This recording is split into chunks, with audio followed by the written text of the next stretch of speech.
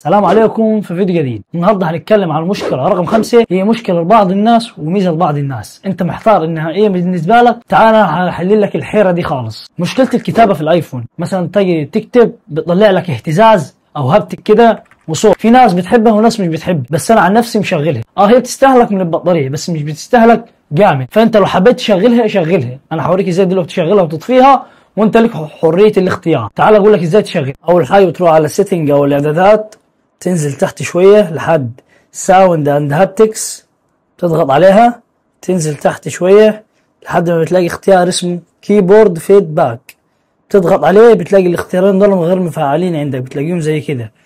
بتفعلهم بيفرقوا في تجربه الاستخدام جدا وبيحسسوك انك معاك جهاز بريميوم. حلينا المشكله في خطوه واحده بس. بعد ما عرفت ازاي تشغلها اتمنى اكون فدتك، وعشان ينزل لك الفيديو رقم 6 من مشاكل الايفون وحلها. ما تنساش بقى تشترك عشان يوصل لك كل جديد ان شاء الله. بس قبل ما تطلع من الفيديو صلى على حبيبي وحبيبك عليه افضل الصلاه والسلام، وما تنساش تدعي لاخواتنا المستضعفين في غزه ان ربنا ينصرهم ان شاء الله. سلام يا رعيل.